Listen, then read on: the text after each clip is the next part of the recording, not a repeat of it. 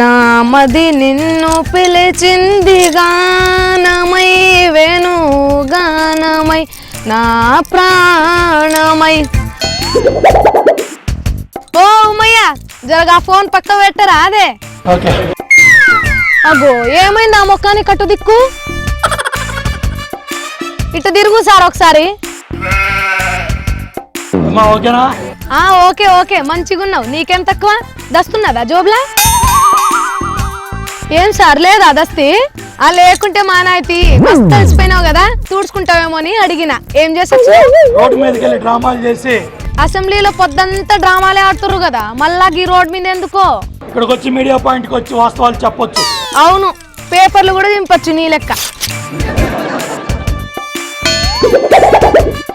అయితే మానాయ్ గాని ఇప్పుడు మళ్ళీ ఎందుకు వచ్చినావు? మళ్ళేం చెప్తావు? నారా చంద్రబాబు నాయుడు గారిని దెబ్బతీయాలనే ఏకైక లక్ష్యంతో పాపం గాయనేం చేసిండు? తీరని ద్రోహం చేస్తా ఉన్నాడు. అయ్యో మొన్నటిదాకా మీరిద్దరు మంచిగా ఉన్నారు కదా, ఇప్పుడు గిట్ల ఎందుకు అయినారు? అధికార దాహంతో, పదవి వ్యామోహంతో. అమ్మో, నీ లోపటి బుద్ధులన్నీ ఎవరు బయటికి తీసుకొచ్చారు సార్? జగన్మోహన్ రెడ్డి బయటికి తీసుకొచ్చాడు. అంటే మీ ఇద్దరు లక్ష్యం ఏంది ఇప్పుడు? తెలుగుదేశం పార్టీని దెబ్బతీయాలి. మరి ఎవరితో కలుస్తావు పోయి? వైఎస్ జగన్మోహన్ రెడ్డి. ఇంకోసారి చెప్పు సార్, జనాలు వింటారట. స్పష్టంగా సూటిగా రాష్ట్ర ప్రజలు చెప్తున్నాం. చాలు సార్ చాలు, మాకు బాగా అర్థమైంది. ఇంకేమైనా కాగితాలు ఉన్నాయేమో సింకొప్పై.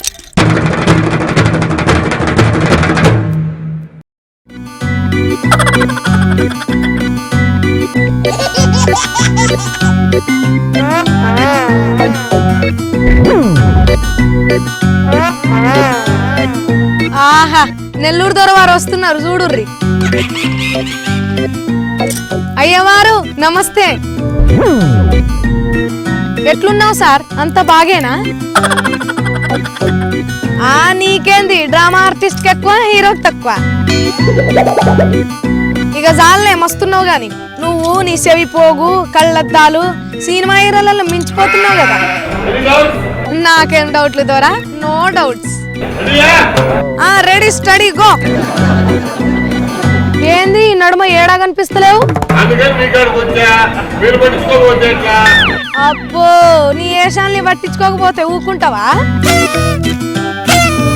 జరగాడ కష్టంగా ఉంది సార్ మాట్లాడు, కిందికి రాదు. గాడ నిలబడు, మంచిగుంటది. నిలబడు నిలబడు. ఓ ఏందయ్యా మీదికి వస్తున్నావు? దూరం జరుగు.